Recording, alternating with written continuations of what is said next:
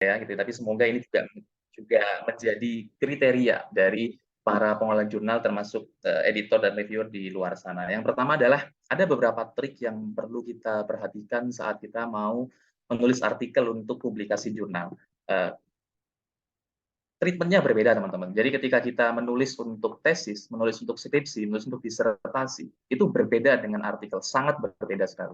Ketika kita menulis tesis, mungkin itu adalah sebuah laporan gitu. Tapi ketika kita menuangkan dalam artikel, maka kita harus bisa meng-highlight hal-hal yang itu menarik dan itu sesuai dengan kriteria artikel. Makanya banyak kemudian pengelola jurnal yang bilang tidak semua peneliti itu bisa menulis artikel jurnal gitu. Tidak tidak semua gitu. Karena ya itu tadi, artikel itu the next level dari skill kita menulis gitu. Karena kita harus bisa meng-highlight hal-hal yang penting untuk bisa dinikmati oleh para pembaca kita. Berbeda dengan laporan yang mungkin itu dikoreksi oleh dosen pembimbing gitu. Jadi ketika kita menulis sebuah disertasi yang bagus gitu, kadang kita masih ada potensi untuk bisa gagal dalam publikasi artikel ilmiah gitu. Nah, ada beberapa triks yang kemudian perlu kita perhatikan. Yang pertama adalah format style, structure dan template. Setiap jurnal itu memiliki format stylenya sendiri-sendiri. Setiap jurnal memiliki template-nya sendiri-sendiri. Mereka punya punya bentuk berbeda. Ada yang kemudian misalnya ada yang introduction literature review, tapi ada juga yang tidak ada literature review gitu. Tapi ada juga yang kadang bab diskusi itu dicampur dengan hasil, ada yang sendiri-sendiri. Nah, itu hal-hal yang kita harus perhatikan gitu, structure dan template-nya. Nah, terus kemudian adalah grafik dan tabel style gitu. Ada beberapa jurnal itu yang sangat concern pada hal ini gitu. Misalnya Emerald atau MDPI gitu. Kadang ketika mereka melihat gambar blur aja, mereka udah males tuh untuk baca artikel kita gitu. Dan bisa jadi sebagus apapun artikel kita ya langsung ditolak di situ gitu. Di text evaluation mereka langsung udah artikel ini buang gitu. Kita nggak, ya kalaupun mungkin kita sesekali beruntung ya itu mungkin kita lagi beruntung, tapi kan kita nggak setiap hari beruntung gitu. Nah, alangkah baiknya kita bisa bisa menyiapkan artikel kita dengan baik gitu. Nah, kemudian trik yang berikutnya adalah citation tools gitu.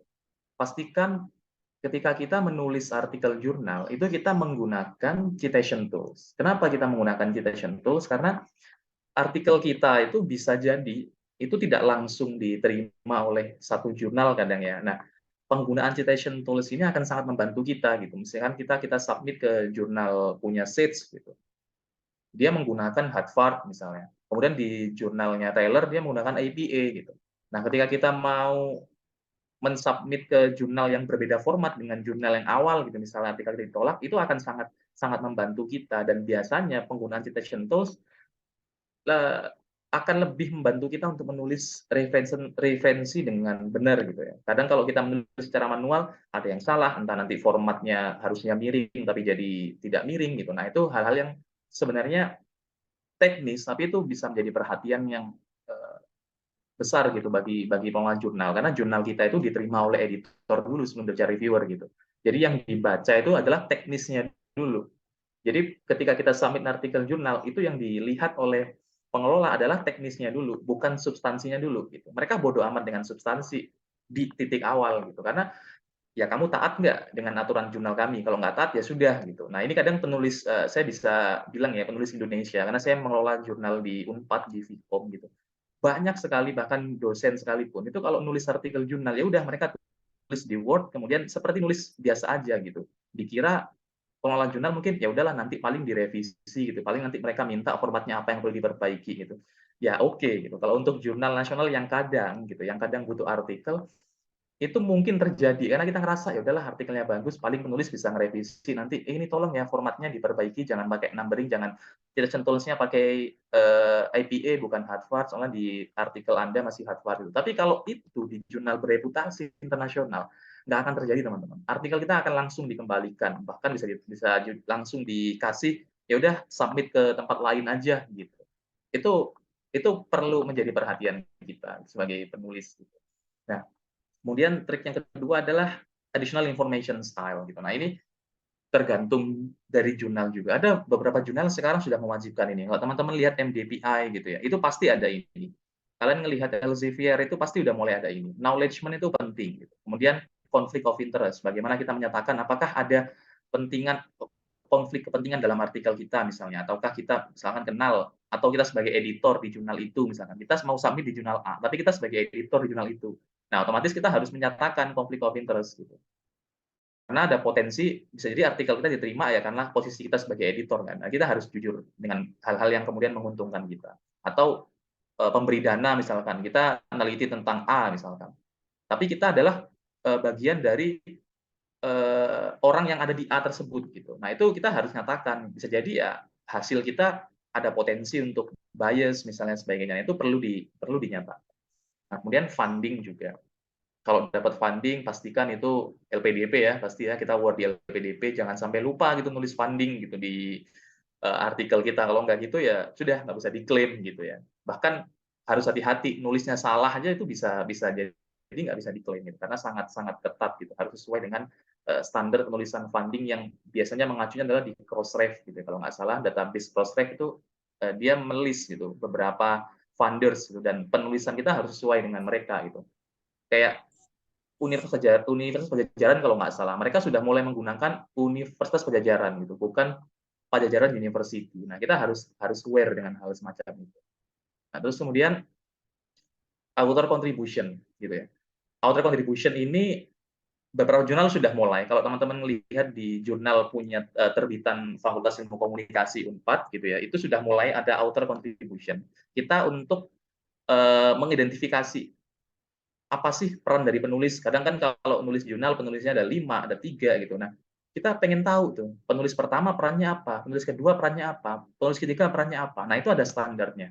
Jadi kita mengacunya pada kredit taksonomi. Jadi itu harus jelas gitu. Kalau mereka nggak berperan di jurnal tersebut, ya mereka nggak berhak sebenarnya untuk masuk sebagai penulis gitu misalnya. Tapi kalau mereka ikut ngerevisi kok, mereka ikut supervising kok, dosen pembimbing gitu ya, mereka ikut membimbing gitu. Nah, mereka berhak untuk masuk di daftar penulis gitu. Ada yang bahkan pemberi dana pun itu berhak untuk jadi penulis. Misalkan dia nggak riset nggak apapun, tapi dia ngasih uang gitu ya, sama kita kerja kelompok lah gitu ya. Dia modalnya uang aja, tapi kan dia berhak menulis di kelompok kita karena dia udah mengeluarkan uh, uang gitu untuk mendukung proyek ini gitu. Nah, itu berhak. Nah, kemudian nanti tinggal urutan penulisnya gitu. Biasanya yang punya ide itu harus menulis pertama secara etika publikasi gitu. Kalau dia yang punya uang, biasanya dia penulis kedua. Kalau dia yang kerjaannya ngerevisi atau menulis draft, biasanya dia penulis ketiga, seperti itu. Nah, itu nanti disesuaikan. Nah, ini penting untuk menembus jurnal bereputasi, apalagi internasional. Di jurnal nasional mungkin masih jarang, tapi di jurnal internasional saya rasa udah hampir semua udah pakai ini ya, apalagi top publisher gitu ya. Nah, untuk kita memahami trik ini gitu ya, tentu ada beberapa tips yang perlu kita lakukan gitu. Yang pertama adalah rajin searching jurnal. Pastikan kita ya setiap hari lah selama masa studi di Unpad gitu ya, setiap hari kita baca baca Sage, baca Taylor gitu ya, baca apalagi Elsevier gitu. Nah, kita baca gitu. Baca artikel secara rutin yang itu sesuai dengan bidang teman-teman gitu. Kalau misalkan komunikasi, udah baca aja artikel-artikel komunikasi di jurnal terbitan Sage misalkan ada kajian apa aja sih. Nah, ini biasanya biasanya aku juga lakukan ini gitu. Aku pengen tahu aja kalau di Health Communication tuh volume 10 isu 11 misalkan dia apa aja sih? Kemarin ramai COVID ya. Kalau COVID risetnya apa sih mereka? Risetnya ada yang kuantitatif, ada yang kualitatif. Mereka fokusnya ke health information, ada yang fokusnya ke intensi vaksin, ada yang fokusnya ke media exposure mempengaruhi masyarakat untuk menaati penggunaan protokol kesehatan sebagainya. Nah, itu kita perlu untuk itu gitu, untuk melihat. Nah, di situ pelajari stylenya. Kalau mereka bikin artikel kuantitatif itu alurnya seperti apa sih gitu, strukturnya seperti apa sih gitu. Dan lebih bagus lagi kalau misalkan kita memang langganan baca ke jurnal yang kita tuju. Kita punya, aku pengen suatu hari terbit ke jurnal ini, atau aku pengen nanti tesisku terbit di jurnal A gitu. Ya udah kita coba aja baca jurnal A tersebut. Mereka trend risetnya seperti apa sih, publikasinya seperti apa, stylenya seperti apa gitu. Nah, itu penting untuk kita pelajari secara rutin gitu. Jadi kita tahu, ternyata selera dari editor, selera dari reviewer di jurnal ini itu seperti ini. Jadi aku nanti harus bikin artikel jurnal yang seperti ini gitu. Nah, itu penting untuk kita bisa pelajari. Nah, terus kemudian ATM gitu. Kalau kita udah ngerti alurnya, coba amati, tiru, modifikasi gitu. Saya dulu awal pertama belum pernah riset kuantitatif gitu. Pertama kali kemudian melakukan riset kuantitatif, saya baca artikel jurnal Health Communication waktu itu tentang bagaimana terpaan media itu mempengaruhi orang Cina untuk menggunakan masker ketika mereka ada polusi udara. Gitu. Dan itu saya terapkan untuk saya riset tentang COVID waktu itu. Riset tentang COVID di Indonesia, pakai teori yang sama, saya amati, tiru, modifikasi, bahkan variabelnya pun sama, tapi dalam konteks yang berbeda, yaitu konteks COVID gitu ya. Waktu itu memang tugas mata kuliah, tapi sekarang udah terbit di jurnal nasional ya, karena memang skopnya adalah mahasiswa sangat kecil sekali, jadi terbit di jurnal nasional. Nah, itu kita penting untuk melihat gitu. Nah, seperti apa sih dan kita amati, tiru, modifikasi. Nah, setelah kita coba untuk amati, tiru, modifikasi, kita bisa tuh konsultasikan ke teman gitu atau konsultasikan ke dosen gitu atau konsultasikan ke sejawat yang mereka juga terbiasa menulis artikel jurnal. Ini artikel ini kira-kira menurut kamu udah pas belum ya gitu atau udah kurang ya atau mana ya yang perlu aku improve? Apakah di pembahasan ada yang kurang ataukah di pendalaman ada yang kurang? Nah, itu penting gitu. Makanya kita perlu tuh untuk memiliki jejaring gitu. Jadi ketika kita mau untuk bisa publikasi nasional ataupun internasional, maka kita perlu punya jejaring orang-orang yang mereka punya semangat yang sama untuk meraih itu gitu. Kalau kita bergaulnya sama orang yang, "Ah, publikasi jurnal itu nggak penting lah, ngapain," gitu, ya kita nggak akan bisa melangkah ke sana gitu. Tapi kita harus bergaul dengan orang-orang yang dia itu misalkan, "Wah, dia rajin banget ya publikasi artikel jurnal ya, kayaknya aku harus sering sharing sama dia." Nah, itu yang harus kita cari, kalau memang kita pengen di situ, gitu. Itu harus kita bangun, gitu. Nah, kemudian kalau itu udah semua kita lakukan, jangan minder teman-teman, jangan minder gitu ya. Kadang kita seringkali menjadi reviewer untuk artikel kita. Entah itu kita menilai artikel kita bagus banget gitu, atau kita menilai artikel kita itu overconfident itu ya, atau kita menilai artikel kita nggak layak banget lah, aduh malu lah kalau mau dipublikasi gitu. Nah, itu yang jangan minder gitu. Kita nggak perlu minder. Kalau memang kita merasa, "Oke, kayaknya aku harus mencoba nih," ya udah coba aja dulu gitu. Barangkali aji mumpung itu, berhasil. Saya banyak sekali teman-teman yang submit ke jurnal Scopus, kadang mereka nothing tulus gitu ya, tapi ternyata lolos gitu ya. Nah, itu ya hal-hal yang mungkin mereka kalau dulunya minder, nggak akan terjadi itu gitu. Dulu saya awal S1 lulus skripsi, waduh skripsi gitu. Dosen saya cuma bilang, "Ya udah, nggak usah minder, submit aja. Biarkan itu menjadi narasi bagi mereka, biarkan itu menjadi pembahasan mereka, apakah artikel kamu layak terbit atau enggak," gitu. Dan alhamdulillah akhirnya terbit waktu itu di Q2 ya, untuk hasil skripsi gitu, dan itu wah nggak disangka-sangka gitu ya. Nah, gitu. Nah, selain jangan minder, kita juga jangan baper gitu.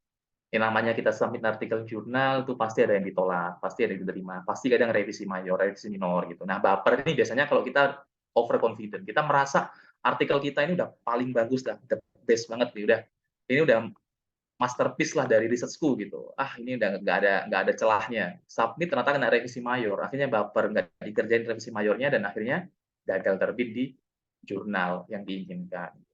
Kemudian overthinking, terlalu banyak mikir gitu ya. Kita nggak aduh ragu lah mau gimana, mikir aja gitu, nggak dilaksanain, akhirnya ya nggak jadi-jadi gitu. Sampai akhirnya lulus, sampai akhirnya semester 4 publikasi sebagai syarat sidang belum diterbitkan gitu ya, belum terbit, akhirnya harus menambah masa studi. Nah, itu kan jangan sampai terjadi gitu ya, apalagi kita yang upload di LPDP. Nah, terus kemudian itu tadi secara teknis. Nah, secara substansi sebenarnya, apa sih yang dilihat oleh pengelola jurnal gitu ya, reviewer, editor gitu. Nah, yang pertama adalah topik. Ini secara substansi. Kalau tadi itu teknis, kita udah masuk di substansi. Artikel apa sih sebenarnya yang diinginkan oleh mereka? Topik, khas gitu ya. Kadang kita, ya tadi, kadang kita merasa topik kita tuh udah luar biasa banget. Oh ini topik udah the best banget lah. Tapi ternyata itu menurut menurut pihak jurnal, mereka tidak memiliki dua hal, yaitu perkembangan pengetahuan dan dampak terhadap usulan kebijakan. Jadi kalau kita riset, itu pastikan topiknya itu punya aspek kebermanfaatan terhadap ilmu pengetahuan gitu. Minimal itu, kalaupun tidak terhadap usulan kebijakan strategis gitu ya.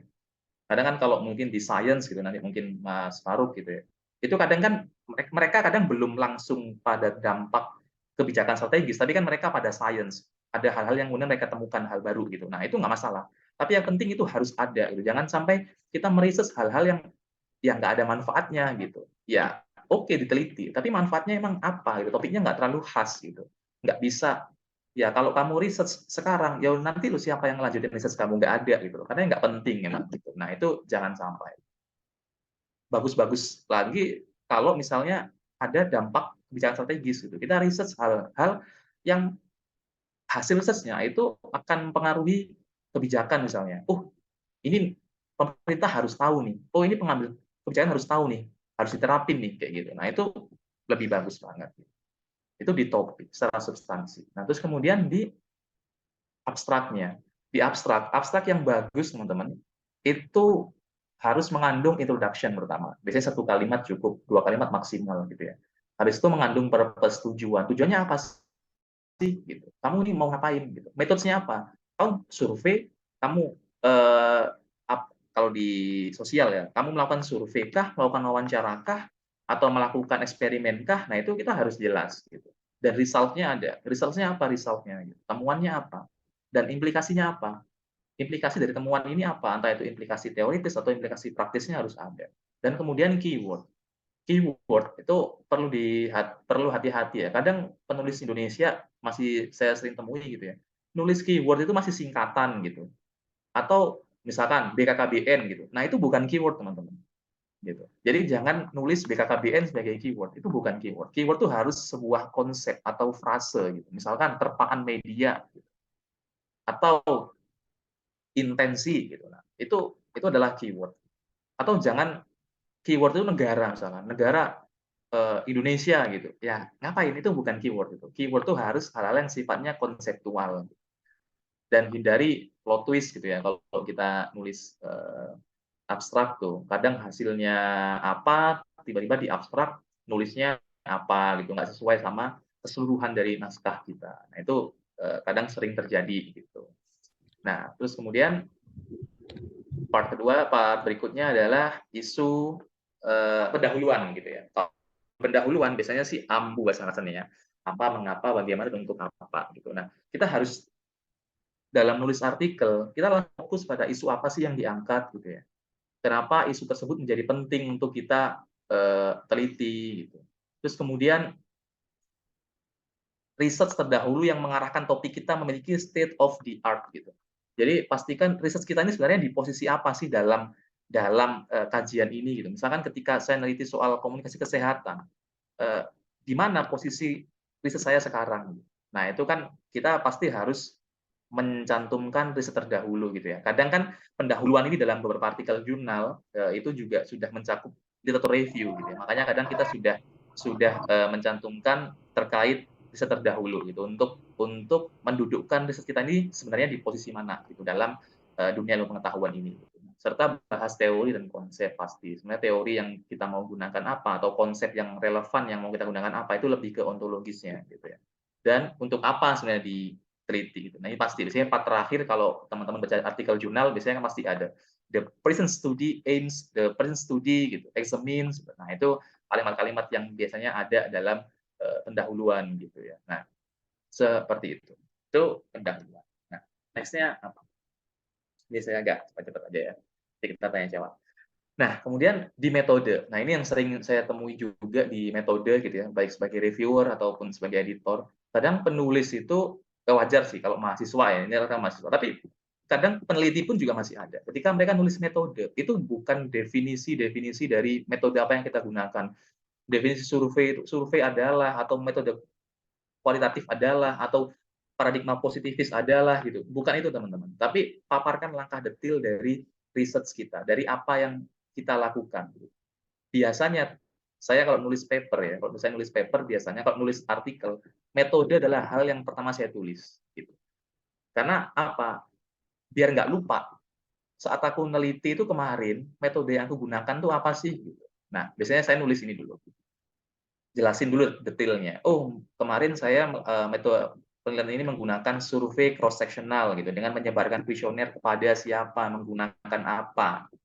respondennya siapa, gitu. Nah, itu langsung detail, nggak usah definisi populasi itu apa, dari sampel apa, kalau kita bikin laporan tesis, disertasi, oke, gitu. Tapi ketika kita bikin paper, orang nggak butuh itu, orang butuh langkah apa sih yang kamu lakukan yang bisa aku tiru kalau aku mau meneliti kayak kamu, gitu.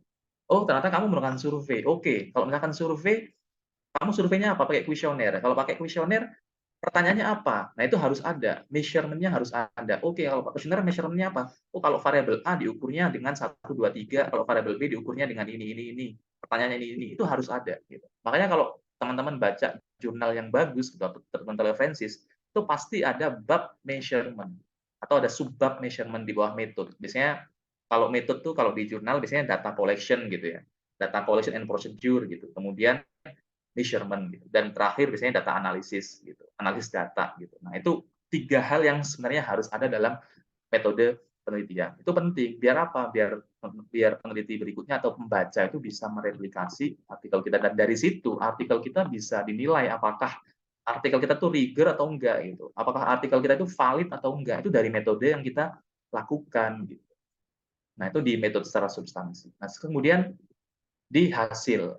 Nah, biasanya di hasil banyak yang masih mencantumkan data frekuensi sifatnya yang setuju berapa, yang nggak setuju berapa. Nah, itu kadang ada. Bukan itu teman-teman, tapi hasil tuh harus sudah fokus pada olahan data untuk pengambilan simpulan gitu. Kalau misalkan kuantitatif, dia sudah bicara pada variabel A sama variabel X ke Y itu berpengaruh atau enggak gitu.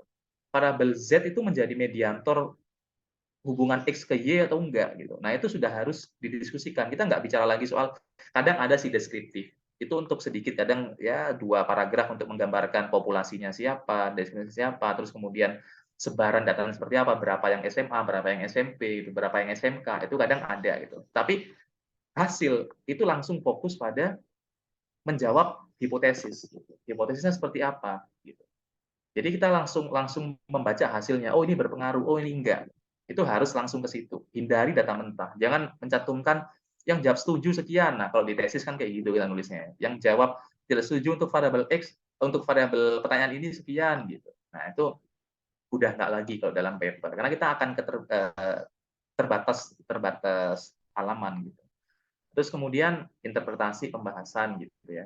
Nah, ini kalau kita sudah menemukan hasil research, ya so what gitu, why gitu, emang kenapa gitu. Kalau nggak berpengaruh, memang kenapa? Gitu. Kalau berpengaruh, memang kenapa? Gitu. Kita harus berikan tuh, sifatnya harus dialektik argumentatif gitu ya. Memang kalau nggak berpengaruh, kenapa? Apa yang ingin kamu berikan? Gitu. Kalau memang berpengaruh, apa hal yang kemudian menjadi penting gitu kalau itu berpengaruh gitu. Itu akan berlanjut pada implikasi hasil perbandingan dengan riset terdahulu gitu. Kalau riset terdahulu itu berpengaruh enggak? Kalau riset terdahulu kenapa kok nggak berpengaruh? Sekarang kenapa kok berpengaruh? Nah, itu harus ada gitu. Termasuk nanti akan juga tersambung ke implikasi teoritisnya gitu. Kalau kita menggunakan dasar teori gitu. Apakah kita mendukung teori tertentu atau kita membantah teori tertentu atau seperti apa gitu. Dan terakhir bahkan implikasi praktisnya. Kalau kita sudah menemukan bahwa hubungan X dan Y itu nggak signifikan, nggak berpengaruh, dampak praktisnya seperti apa gitu. Nah, itu penting untuk kita cantumkan juga dalam pembahasan. Levelnya juga jelas, apakah secara nasional ataukah secara regional itu akan harus dicantumkan gitu. Nah, itu di pembahasan. Terus kemudian limitasi. Nah, tadi kita usahakan setiap kita habis meneliti, setiap kita habis menulis sebuah artikel ilmiah gitu, kita langsung udah berpikir, ini pasti punya kekurangan deh gitu. Kira-kira kekurangannya apa ya? Jangan langsung, wah ini pasti the best gitu. Nanti akhir ujungnya kita baper gitu. Tapi ini pasti punya kekurangan dan kita nggak apa-apa cantumkan itu dalam limitasi. Penelitian ini has limitation misalkan. Dari design research misalkan kita hanya meneliti di Indonesia, di Jawa misalkan, yang penduduknya begini gitu. Atau kita hanya meneliti di aspek tertentu aja gitu. Secara scope kita lebih ini gitu. Atau metode gitu. Secara metode kita tidak menggunakan longitudinal, tapi kita pakai cross sectional gitu. Nah, itu nggak masalah gitu. Barangkali yang longitudinal itu akan lebih bisa menggambarkan situasi yang terjadi dalam fenomena ini misalkan. Nah, itu penting kita kita cantumkan dalam artikel untuk sebagai saran bagi peneliti selanjutnya. Nah, terakhir adalah simpulan gitu. Itu langsung menjawab tujuan pertanyaan penelitian. Jangan kalau bahasa Jawanya jangan gelambiar gitu, tujuannya apa, simpulannya apa gitu. Kalau tujuan kita mengetahui bagaimana pengaruh X terhadap Y, ya simpulannya harus menjawab itu gitu. Dan simpulan kadang juga ada saran juga tergantung apakah dimasukkan di limitasi atau dimasukkan di ini gitu ya. Semoga sih ada waktu ya. Nah, ini sebenarnya banyak. Nah, ini strategi ya, setelah strategi. Tadi teknis, substansi, dan strateginya apa gitu. Kalau kita mau publikasi artikel jurnal, pastikan jurnal itu terlebih dahulu untuk menyesuaikan tujuan dari jurnalnya gitu. Skopnya apa, stylenya apa, aturan di jurnal itu apa. Kita harus tahu dulu. Jadi pastikan kita mengetahui itu di jurnal yang kita tuju. Kemudian cari artikel acuan yang jadi role model pada jurnal tujuan. Gitu. Kalau kita pengen di jurnal Scopus A gitu, ya udah coba download 5 artikel dari jurnal itu, kemudian kalian lihat, pelajari, tiru lagi. Nah, kemudian ya gunakan kalimat yang pendek, bukan lagi kalimat pendek itu maksudnya lengkap ya, ada subjek, ada objek, ada predikat gitu ya. Kemudian aktif, biasanya retorika. Kalau kita ke jurnal internasional, mereka lebih prefer kita nulis aktif gitu, daripada penelitian ini dilakukan. Mereka lebih suka pada peneliti melakukan gitu. Makanya mereka lebih suka retorika yang aktif gitu. Nah, kemudian cari tidak lain gitu ya, yang harus kita lakukan yaitu cari, baca, pelajari gitu ya. Adaptasi, nah itu penting sekali untuk kita lakukan. Nggak ada hal yang bisa kita inikan gitu. Bisa kita lakukan selain cari, baca, pelajari dalam publikasi artikel itu. Oke. Bentar ya, berapa ya? Mungkin 5 menit kali ya. Saya masih ada. Oke, saya langsung ke penerbitan artikel jurnal aja. Nah, sebenarnya teman-teman dalam penerbitan artikel jurnal itu kita punya 3 hal ini, yaitu submission, review, dan publish gitu. Kita submit artikel jurnal kita, kemudian kita mendapatkan review, apakah itu revisi atau apa, dan kemudian baru kita akan di-publish. Nah, ada beberapa kategori jurnal. Ada jurnal nasional, ada jurnal internasional. Ada yang terakreditasi, ada yang terindeks, bereputasi, ada yang enggak gitu. Nah, kita bisa melihat gitu. Ini kalau di jurnal nasional gitu ya. Kelihatan Sinta 1, Sinta 2, Sinta 3, Sinta 4, Sinta 5, Sinta 6. Itu ada kelasnya sendiri. Semakin kecil satu berarti dia semakin bagus jurnalnya. Begitupun juga di Scopus gitu. Semakin Q-nya Q1 berarti dia bagus gitu. Kita bisa lihat persentilnya 75 sampai 90%. Berarti ini jurnal-jurnal yang biasanya di situ udah banyak sekali ilmuwan-ilmuwan yang besar gitu ya di situ, nulis di situ gitu. Nah, itu bisa lihat. Nah, gimana kalau saya ngelihat jurnal? Biasanya saya di Skimago sih juga bisa, tapi biasanya saya seringnya langsung di Scopusnya. Jadi kita langsung aja buka Scopus di source gitu ya. Kemudian langsung di search, subjeknya apa, communication gitu. Kemudian klik aja langsung New Media and Society misalkan, ini jurnal yang peringkat 1 di bidang ini gitu. Kadang kita lihat langsung. Nah, langsung kelihatan ini adalah jurnal-jurnal yang ranking 1 nih. Nah, kalau di scroll ke bawah nanti akan semakin turun, ada ranking yang Q4 tadi itu. Nah, itu akan lebih mudah untuk kita mencari kita mau submit di jurnal mana yang terindeks Scopus. Atau kalau nah ini juga ada gitu ya, biasanya semakin Scopus tuh biasanya ya semakin susah untuk ditembus teman-teman gitu. Nah, terus kemudian tentukan juga ingin publikasi di mana gitu. Setelah kita melihat ya tentukan ingin publikasi di mana, di Q1 atau Q4 atau di jurnal Sinta atau di mana gitu. Itu harus ditentukan dulu, ingin publikasi di mana. Tentukan jurnal targetnya gitu. Nah, terus kemudian nah ini Skimago gitu. Bisa kita cari jurnal Skimago. Saya rasa kalau teman-teman LPDP S2 apalagi yang S3 masih tahu lah soal ini gitu ya. Kalau ini jurnal Indonesia gitu ya, di Sinta kita bisa melihat Sinta 1, Sinta 2, Sinta 3 itu ada gitu. Bahkan kalau saya kadang juga pakai ini, kalau misalkan mau submit di jurnal internasional, ini punya telereferensis, dia bisa memberikan saran. Jurnal suggester, artikel saya ini cocok di jurnal mana sih gitu. Kadang kita tinggal copy abstraknya aja, copy judulnya, mereka akan menyarankan gitu. Artikel kita cocok di mana. Ada juga punya Elsevier, kemudian juga punya Wiley, punya Springer. Nah, itu. Nah, ini hal-hal yang perlu dilihat dalam jurnal. Scope-nya, review prosesnya, publication fee-nya, author guideline-nya gitu ya. Ini perlu dipelajari dan ini semua ada di halaman jurnalnya. Kita harus baca. Jangan sampai kita chat saya mau tanya review prosesnya berapa lama ya gitu. Nah, nggak perlu. Itu kalian udah bisa langsung lihat di informasi di jurnalnya. Frekuensinya berapa banyak ya setiap tahun terbitnya itu langsung ada semua. Bahkan editornya juga ada, genesis artikelnya juga ada.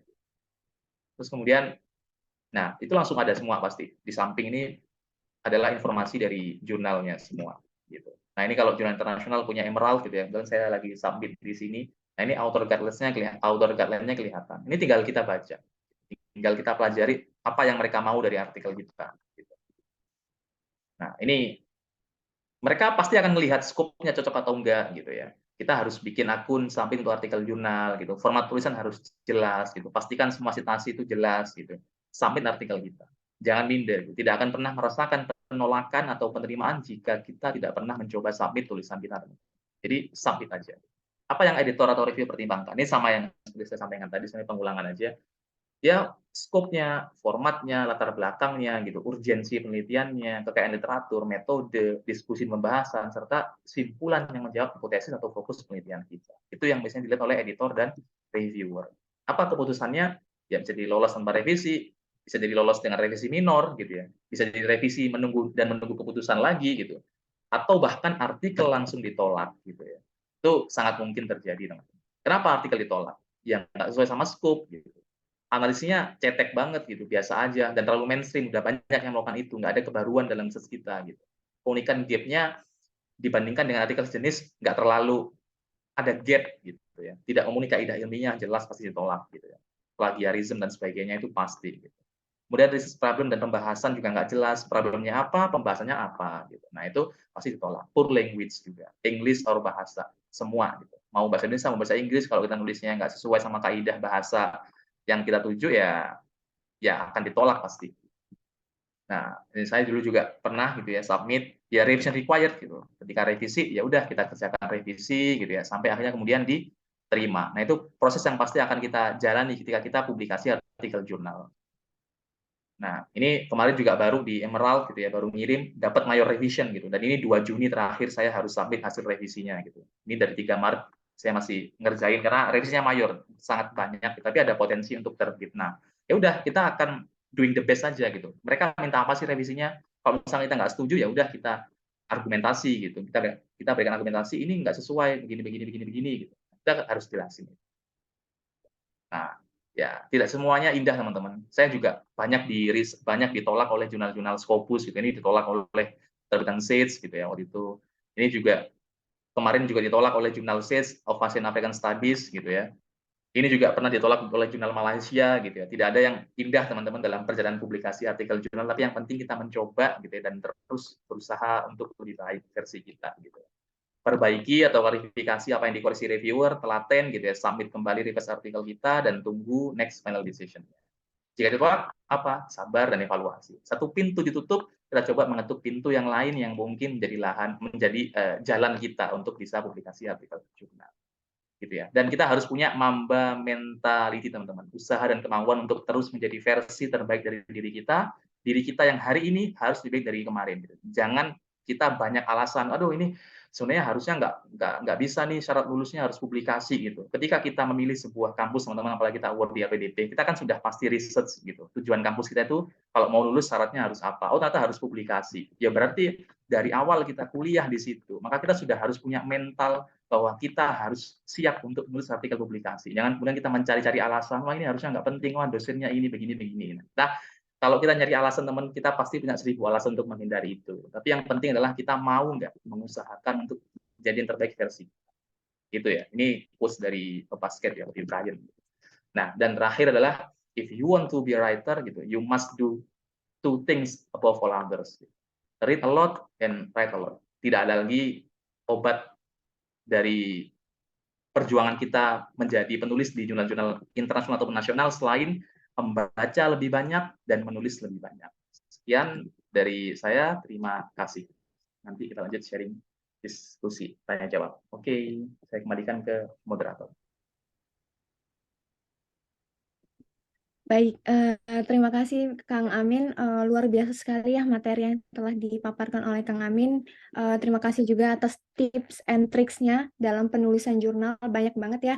Dimulai kita harus mengetahui topik kita apakah memiliki aspek pemanfaatan yang luar biasa untuk ilmu pengetahuan, kemudian memiliki nilai transferability yang tinggi. Kemudian juga kita harus introspeksi diri ya, Kang ya. Gimana penulisan kita tuh pasti akan ada kelemahannya, ada kekurangannya sehingga kita tidak baper atau mungkin tidak minder ketika kita akan mempublish. Mungkin nanti kita masih banyak harus belajar lagi mungkin dengan senior kita ya, Kang Amin. Terima kasih banyak Kang atas ilmu penulisan jurnalnya. Karena memang rata-rata dari kita memang masih sangat awam ya terkait penulisan. Ada yang bahkan newbie, ada yang belum sama sekali publish. Tapi materinya benar-benar bagi saya pun membuat, oh ternyata menulis jurnal itu penuh dengan tips and trick yang mana yang kita juga harus lebih sering belajar, terus menulis. Seperti kata Kang Amin, kalau misalnya kita nggak menulis, nggak mencoba, kita mana tahu bagaimana rasa sakitnya penerimaan yang bahagia atau penolakan Ya, ketika benar ditolak sekali. sama habis. Oke, selanjutnya mungkin kita sesi dokumentasi dulu ya. Eh, eh, Bagi panitia yang bergas screenshot, dipersilahkan. Mungkin teman-teman yang lain diperbolehkan banget nih untuk open cam, lihat muka-muka cantiknya, muka gantengnya.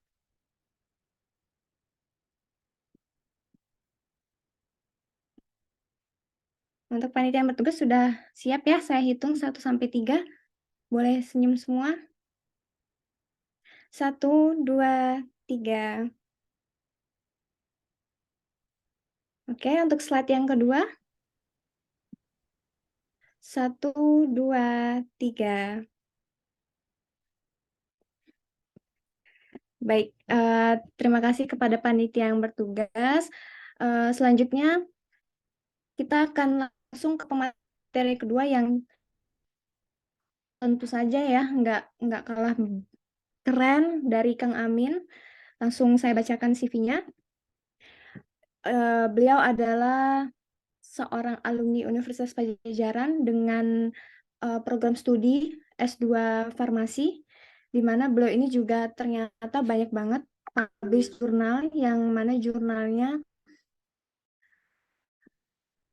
semuanya hampir rata-rata terindeks Scopus ya. Kemudian beliau ini aslinya dari Ambon, Maluku, yang mana beliau sekarang sudah bekerja juga sebagai peneliti. Tentunya kita langsung saja panggil Kang Faruk Jaya atau Tutur. Untuk Kang Faruk dipersilahkan waktu dan tempatnya. Ya, Assalamualaikum Teh. Kalau kedengaran suara saya Teh? Terdengar Kang. Kedengaran Teh. Bentar ya, kalau ada suara ini, maaf, masalah baru sampai soalnya. Kalau mudik lagi di mana? Kedengarannya, apakah sudah terlihat?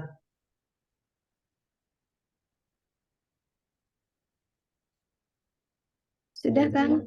Mungkin minta tolong di slideshow.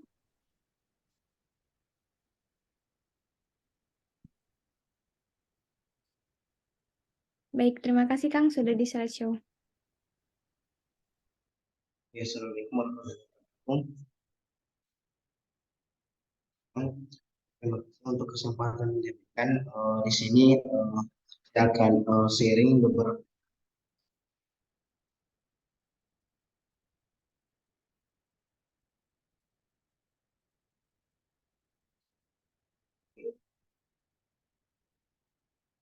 Di sini saya akan sharing.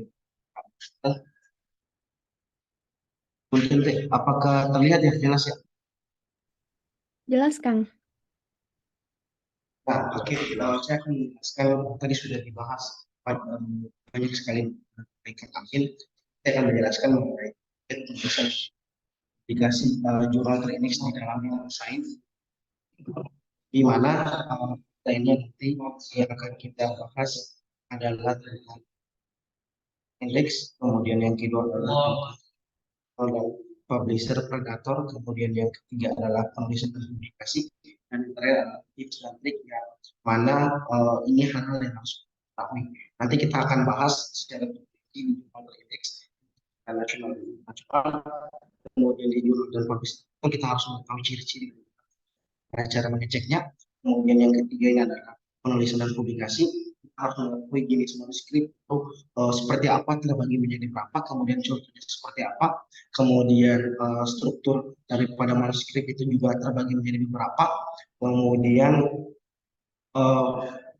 persiapan apa yang harus kita persiapkan sebelum kita submit skrip yang Pak. Kemudian yang terakhir bagaimana identifikasi. Dan yang terakhir adalah tips dan trik di mana hal penting yang kita ketahui. Oke. Selanjutnya untuk jurnal terindeks. Nah ini mungkin sudah dijelaskan juga oleh Kang Ab. Di sini saya menjelaskan sekilas bahwa untuk jurnal nasional sendiri itu ada banyak sekali yang bisa terindeks. Salah satunya adalah dari SINTA, yaitu Science and Technology Index, di mana bisa kita mengetik secara langsung di website sinta.kemendikbud.go.id. Nah, di mana misalnya pernah saya publish salah satu jurnal, yaitu Alchemy Jurnal Penelitian Kimia, ini berasal dari di mana ketika kita mengecek di sinta.kemendikbud.id, kemudian indeks Sinta 2. Jadi akang teteh yang mau ingin mensubmit di jurnal nasional dapat mengecek secara langsung di website tersebut. Nanti akan ketahuan dia terindeks Sinta berapa. Oke. Selanjutnya untuk jurnal internasional sendiri, jurnal yang disampaikan ke Amin bahwa ada beberapa jurnal yang teks untuk internasional, ada Scopus, Springer, ada Elsevier, ada Thomson Reuters, ada DOAJ, library dan juga Taylor. Jadi yang kita familiar kenal itu ada Scopus dan Springer maupun Elsevier, dan juga ini semua jurnal yang diakui dari Mendikbud. Nah ini salah satu jurnal internasional. Kalau kita mau mengecek, bisa salah satunya terindeks. Kita bisa mengecek di mana kita men-search atau mencari parameter. Kemudian kita memilih search di title, kita akan memilih judul jurnalnya, apa yang akan kita submit. Bagaimana, ada kendala? Punten. Halo. Mohon maaf, Kang Faruk, suaranya mungkin agak menggema, Kang. Menggema ya.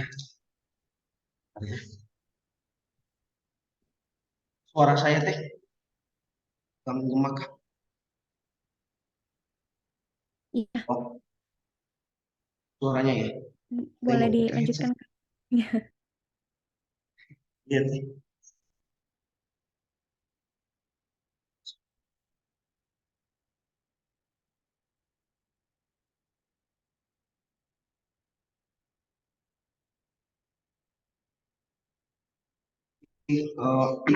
Nah ini misalnya kalau di kita mau mencari salah satunya, misalnya kalau yang dari sains bisa, misalnya kalian mau submit dari anak kimia misalnya atau farmasi, salah satunya di Science Journal of Chemistry, itu kita men-search judulnya, itu akan keluar jurnal yang kita cari tersebut, misalnya Science Journal of Chemistry. Nah di mana dapat kita lihat kalau jurnal tersebut bisa, maka dia akan tertulis di skop apresiasinya itu, misalnya di sini dari tahun 2008 sampai sekarang yang masih trending Scopus. Nah itu perlu kita perhatikan. Kemudian misalnya kasusnya ini salah satu jurnal yang sudah discontinue dari Scopus, jadi perlu kita perhatikan dengan baik, di mana apakah dia masih terindeks Scopus ini atau dia sudah discontinue di Scopus. Itu perlu bisa dicek di. Kemudian kalaupun di Springer nanti bisa juga dicek di linspringer.com, misalnya dimasukkan jurnal yang mau submit, itu dia jurnal yang submit itu akan ketahuan apakah dia terindeks Springer atau tidak. Misalnya salah satu untuk saya itu di Remote Conversion and Filtering. Kemudian bagaimana jurnal dan publisher predator. Untuk jurnal dan publisher predator ini beberapa hal, ada 9 hal yang perlu diketahui. Yang pertama, per review-nya itu sangat minim. Nah itu perlu diperhatikan. Kemudian untuk mendengarkan penulis, biasanya si jurnal predator atau publisher predator ini melakukan spamming di email kita sana. Itu mohon untuk ditindaklanjuti atau diperhatikan, jangan asal mensubmit berdasarkan spam yang masuk. Kemudian yang ketiga itu proses penerimaannya cepat, jadi tiba-tiba saya langsung accepted tanpa melalui revisi. Nah itu mohon diperhatikan, itu bisa terindikasi jurnal dan bisa. Kemudian palsu dalam redaksi dan penulis. Yang kelima itu penipuan dan penggunaannya tidak tepat berdasarkan. Kemudian informasinya itu tentang lokasi penerbitannya itu diberikan tidak. Kemudian impact faktornya juga tidak sesuai. Bahkan impact faktor ada yang melebihi yang seharusnya, mohon dicatat kembali. Kemudian terdapat banyak kesalahan seperti tadi. Kemudian cara kutipan, kemudian penulisan referensi secara gramatical, dan yang terakhir tentu jurnal itu tidak sesuai skop. Kenapa?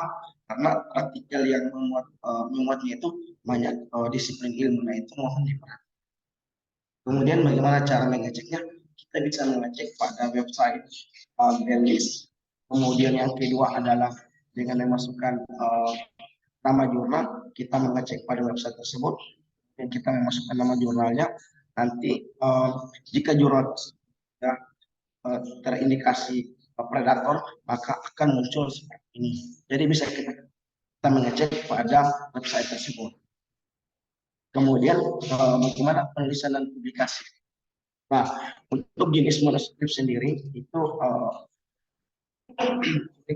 dia terbagi menjadi 3. Yang pertama ada namanya full artikel atau original artikel, di mana ini merupakan bagian penting dari sebuah paper atau manuskrip yang secara substansi atau secara signifikan itu merupakan bagian dari penelitian yang kita lakukan.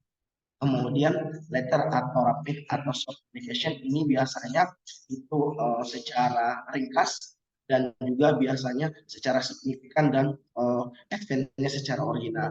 Nah biasanya letter ini lebih pendek dibanding full artikel karena sangat dibatasi.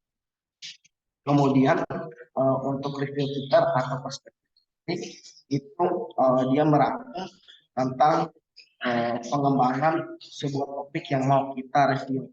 Biasanya kita like atau menandai tentang poin-poin penting yang akan kita laporkan.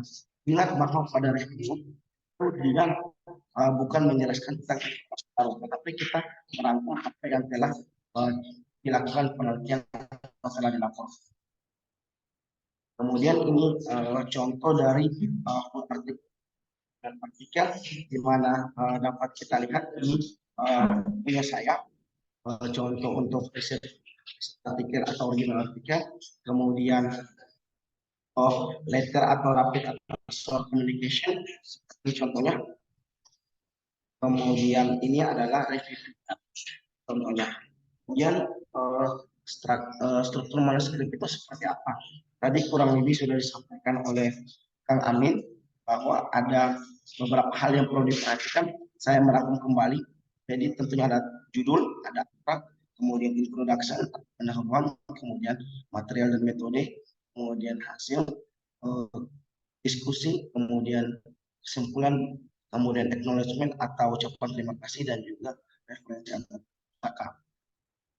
Yang perlu diingat ini adalah di bagian pendahuluan atau introduction, di mana adalah pertanyaan mengapa. Nah, jadi di introduction ini harus dijawab mengapa penelitian ini dilakukan. Nah, itu harus ada di introduction atau pendahuluan. Kemudian di material dan metode itu ada pertanyaan bagaimana. Jadi bagaimana penelitian ini bisa untuk dilakukan atau diimplementasikan. Kemudian di hasil ada pertanyaan what atau apa. Jadi apa hasil yang didapatkan, apakah sesuai harapan kita inginkan atau seperti apa. Kemudian di discussion, SWOT, jadi yang bisa kita atau apa yang harus kita dapatkan, yang harus kita bahas dari penelitian yang kita lakukan. Nah itu 5 hal ini biasanya IML sangat penting untuk diperhatikan di dalam penulisan suatu struktur manuskrip. Kemudian untuk preparasi sebelum manuskrip tadi submit, yang pertama tentunya kita harus memperbaiki kualitas writing atau penulisan manuskrip kita. Caranya gimana? Caranya kita menggunakan software seperti salah satu menggunakan e-learning, di mana ini ada secara berbayar dan juga free. Kemudian kita juga harus tentu mengecek plagiarismenya. Biasanya sepengetahuan saya, plagiarisme yang diperbolehkan itu kurang dari 15% biasanya di Scopus. Kita bisa mengeceknya melalui terbitin, di mana ini merupakan software yang dilakukan secara berbayar. Kemudian kita bisa juga melalui reference manager dan atau juga kita melalui provider service, misalnya di DPR lakukan untuk providing. Kemudian bagaimana untuk alur publikasi? Nah, untuk alur publikasi sendiri ini tentu ada step-step yang harus kita lalui. Di mana kita sebagai author tentunya ketika kita akan submit paper itu akan memberikan paper, kemudian di editor apakah editor akan menerima atau tidak. Ketika editor menerima, maka editor akan melakukan assessment untuk diteruskan ke reviewer.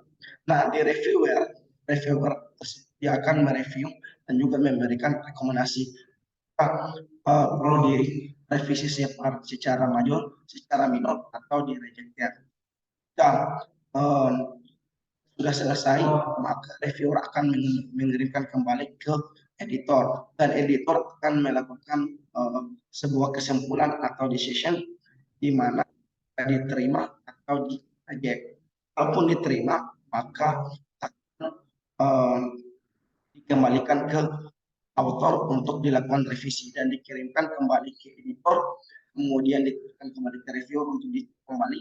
Biasanya untuk review ini koreksi ini biasanya 3-4 kali tergantung statusnya, apakah minor revision atau seperti apa. Kemudian tips dan trik. Nah, ini tips dan trik yang harus kita ketahui. Yang pertama adalah harus mengecek dulu ke jurnal website. Kenapa demikian? Contohnya adalah misalnya di salah satu jurnal di farmasi, di sains, di jurnal Pharmaceutical Technology and Research, di mana ketika kita publish di suatu jurnal, kita harus mengeceknya dulu di dalamnya itu jenis manuskrip yang bisa disubmit itu jenis apa saja. Misalnya di jurnal ini bisa research, bisa review, dan communication, dan juga bisa test report. Kemudian skopnya itu apa saja yang bisa dipublikasikan. Misalnya di bidang farmasi, bidang farmaseutika, di bidang farmakologi, farmakognosi, farmasi, dan lain-lain. Itu bisa kita cek secara detail di website jurnal yang mau kita submit. Kemudian tentunya kita juga mengecek di bagian instruction kita akan mengecek, bisa mengecek mengenai berapa fee yang kita bayarkan ketika manuskrip kita itu diterima. Kemudian tentunya kita juga akan mengecek kira struktur manuskripnya itu seperti apa. Misalnya kalau kita riset artikel seperti yang saya jelaskan tadi, itu atau manuskripnya itu harus ada. Nah, itu perlu dicek secara detail untuk di jurnal website yang mau kita tuju. Kemudian tentunya kita mengecek di Skemago. Kenapa harus dicek di Skemago? Biar kita tahu apakah dia terindeks. Kalau ini yang familiar kita mau submit. Nah, misalnya punya saya pernah submit di Biomass Conversion and Biorefinery. Ini dia adalah jurnal Q2. Nah, itu berarti aman untuk proses submit. Kemudian yang terakhir adalah kita mengecek ke Scopus juga secara detail seperti yang saya sampaikan tadi, bahwa kita bisa mengecek di bagian search, kemudian di title kita menuliskan judul jurnal yang mau kita submit.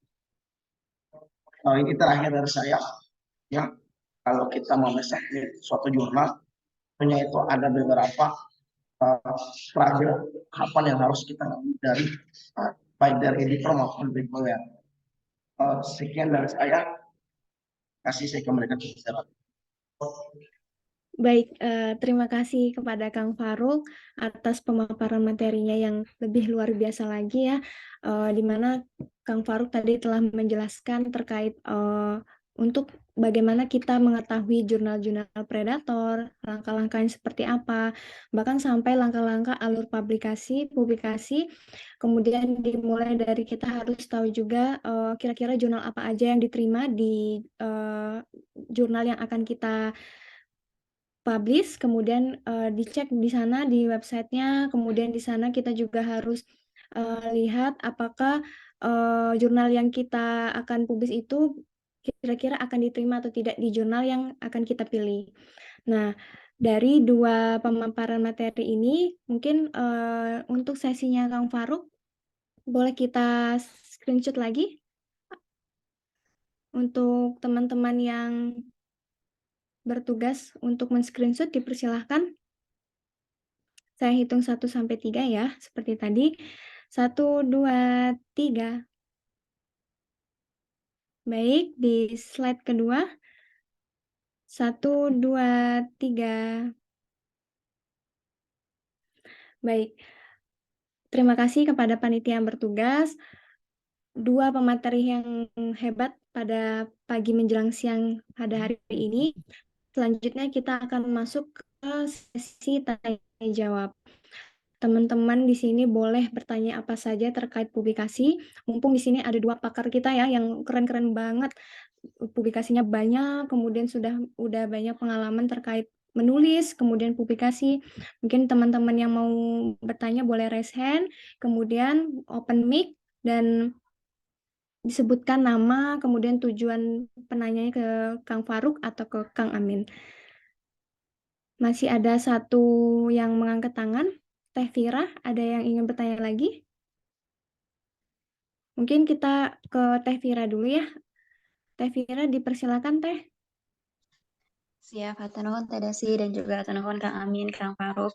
Materinya sangat membuka mata dan menambah wawasan ya buat Vira pribadi yang ya emang mungkin termasuk newbie gitu ya, Kang Teteh terkait penulisan ini. Jadi pertanyaan juga kayaknya ada banyak. Izin di didaftar dulu pertanyaannya. Kalau pertanyaan yang pertama itu mungkin tentang ini ya Kang, kepercayaan dirian sih tadi, apalagi pas Kang Amin bilang, oh ya lupa, Vira dari Vkom angkatan 2023 baru masuk. Eh, jadi kalau bertanyanya mungkin boleh kedua-duanya karena cukup umum, tapi kalau secara background mungkin yang lebih nyambungnya di Kang Amin gitu ya karena sama jurusannya.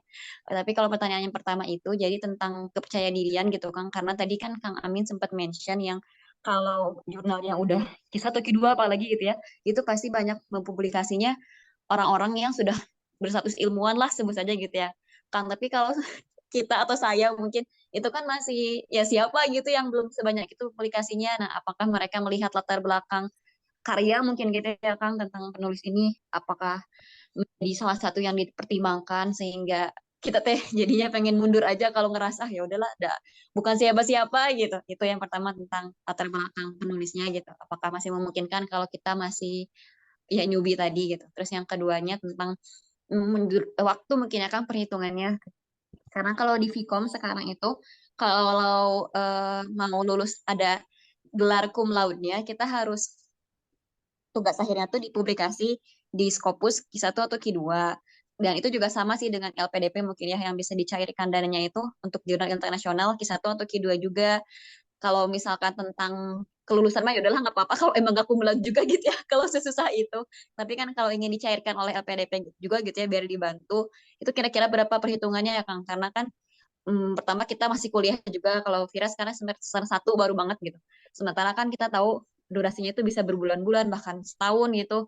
Jadi gimana cara ngaturnya supaya ketika kita udah waktunya wisuda itu memang jurnalnya udah terbit dan bisa Q1 Q2 dan juga dari LPDP untuk dana penelitian juga bisa cair gitu kan. Itu. Terus kalau yang ketiga, izin terakhir 3 aja. Tentang bahasanya mungkin Kang. Jadi kan untuk kita bisa menjadi awal di LPDP juga pasti ada syarat bahasa Inggris gitu ya. Tapi kalau untuk menulis bahasa Inggris yang ilmiah, apalagi untuk ke internasional kadang-kadang kurang pede gitu. Mungkin ada tipsnya atau bahkan yang lebih gampang tuh ya udahlah pakai translator aja gitu biar terjamin. Kira-kira dari pengalaman Kang Ami atau Kang Faruk itu gimana? Gitu mungkin Teh Desi atau Nuhun. Baik, Teh Vira, terima kasih atas pertanyaannya. Sebenarnya pertanyaannya itu sudah mewakili kita semua ya. Mungkin saya akan mengulangi pertanyaannya. Yang pertama terkait kepercayaan diri. Kira-kira dari penulis itu, dari tempat jurnal yang kita akan publish itu apakah melihat latar belakang penulis yang dimana mungkin rata-rata dari kita itu adalah newbie. Kemudian yang kedua, dari waktu jurnal bisa terpublish sebelum wisuda, kira-kira itu butuh berapa waktu lama sampai jurnal itu dinyatakan terpublish. Kemudian untuk yang ketiga, untuk bahasa Inggris di dalam jurnal, dalam penulisan, kira-kira baiknya seperti apa tips and triknya. Mungkin boleh dimulai dari Kang Amin, kemudian dilanjutkan oleh Kang Faruk ya. Oke, Dipersilakan. terima kasih Teh Desi sudah merangkumnya. Begini ya, Teh Vira, salam komunikasi. Oke, satu rumah kita ya. Nah, pengalaman saya soal membangun kepercayaan diri gitu, apakah apakah mereka melihat background kita? Kalau pertanyaannya itu, mereka nggak ngelihat background kita, karena sifatnya artikel itu blind review. Sifatnya itu reviewer tidak tahu siapa kita, siapa background kita gitu. Bahkan mereka sampai nge-review pun, saya tuh menjadi reviewer di 5 jurnal Sage ya, terbitan Sage gitu, dan 1 jurnal Peer J. Itu mereka nggak ngelihat background saya dari Unpad, mereka nggak ngelihat background saya S2 atau enggak gitu. Tapi mereka ngelihat ya mungkin saya punya expertise gitu, tapi ini kan reviewer ya gitu. Tapi kalau penelitian, mereka juga nggak akan melihat gitu, ini artikel dikirim oleh siapa sih gitu. Oh, oleh si A gitu. Oh, si A itu memang siapa, dia mahasiswa S2 atau enggak, mereka nggak akan lihat. Mereka akan langsung fokus pada teknis, pada substansi gitu. Nah, kenapa kemudian kadang kita akhirnya ketolak? Ya, itu jam terbang, Teh Vira gitu. Karena kalau kita baru menulis gitu ya, apalagi kita langsung menyasar jurnal-jurnal internasional gitu ya, ya otomatis kan mereka punya kriteria yang sangat tinggi gitu ya, untuk standar abstrak aja mereka sudah tinggi standarnya gitu. Jadi kadang kita yang penulis baru ketika kita submit ke situ, ya bisa jadi kita langsung terpental gitu. Tapi nggak masalah gitu. Ketika kita, jadi kalau kalau bagi saya nulis jurnal itu ya pede tapi jangan overconfident. Minder tuh Pak, cuman jangan terlalu minder gitu. Merendah tapi jangan terlalu minder gitu. Jadi kita, misalkan kita sudah research gitu secara kualitatif, kita merasa metodenya udah benar gitu. Kita merasa metodenya udah benar ya. Kita nggak merasa hasilnya kita luar biasa, enggak. Tapi kita merasa metode udah benar, kita udah nulis dengan bagus, bahkan kita sudah menggunakan proofreader yang itu sudah profesional, berarti secara bahasa Inggris nggak ada masalah, karena pasti kalau jurnal internasional, teknis pun bahkan bahasa itu udah langsung pasti akan kesorot gitu. Ketika udah wah bahasa Inggrisnya nih pur nih, udah langsung masih ditolak. Mereka nggak baca penuh, mereka cuma baca abstrak. Karena biasanya editor tuh langsung yang muncul di halaman mereka itu abstraknya dulu. Gitu. Makanya abstrak tuh harus ciamik, karena dia ibarat etalase rumah kita, memang harus mewah gitu. Nah, tapi apakah mereka ngeliat background? Enggak. Gitu. Mereka langsung aja ngelihat, oh ini artikelnya masuk di scope kita, oh artikel sudah sesuai dengan author guidelines kita, udah masuk reviewer. Masuk reviewer, mereka nggak bisa ngelihat nama kita lagi. Kalau editor masih bisa ngelihat nama ya. Tapi kalau udah reviewer, mereka nggak bisa. Sifatnya udah blind, double blind review. Kita nggak tahu siapa yang review artikel kita, mereka juga nggak tahu mereka sedang review artikel siapa, sama-sama saling tidak tahu gitu. Nah itu nggak masalah untuk dicoba gitu. Dan biasanya kalau saya sih untuk membangun kepercayaan ya, jangan langsung di Scopus Q1 ya, nggak apa-apa sih. Kayak teman saya ada yang ngaji mumpung Q1 langsung tembus gitu di jurnal Q1, hebat banget gitu ya. Tapi dulu saya nggak seberani itu. Saya belajar dari Sinta dulu. Dulu awal ikut conference dulu, habis itu Sinta 3, habis itu Sinta 2 gitu. Baru pas lulus S1 itu baru berani Scopus Q2, dan itu prosesnya memang 1 tahun ya untuk terbit gitu. Dan sekarang udah mulai naik level lagi. Sekarang udah mulai berani nyoba. Oh, sekarang aku Scopus sudah pernah nyoba. Aku sekarang harus berani untuk coba jurnal terbitan Elsevier, jurnal terbitan Sage, jurnal terbitan Taylor Francis, jurnal terbitan Emerald gitu, jurnal terbitan Wiley gitu. Nah, kita udah harus ke sana gitu. Harus mulai untuk berani untuk naik kelas gitu, untuk berani mencoba gitu. Nah, itu caranya. Kita step by step gitu. Tapi itu tadi, dengan kita sudah meyakini sudah melakukan yang terbaik versi kita. Nah, terus kemudian kalau di Vkom gitu ya, saya juga baru tahu, kaget ini dari Teh Vira, kalau di Vkom harus Q1 dan Q2 ya. Dulu setahu saya zaman saya kuliah itu Sinta 2 gitu untuk cum laude. Habis itu bawah saya itu paling enggak Scopus Q4 harus bisa cum laude. Sekarang kok Q1 Q2 ini udah serasa S3. Tapi ya nggak apa-apa, itu mungkin tantangannya gitu ya. Nah, gimana perhitungannya? Tentu kalau Q1 Q2 untuk jurnal yang bereputasi, saya kira saya mungkin langsung menyarankan bahwa Tevira udah harus meneliti ini mulai sekarang gitu. Di semester pertama ini sudah harus ada research. Kalau misalkan syaratnya harus irisan tesis, berarti di semester 1 ini Tevira sudah harus punya mau meneliti apa gitu.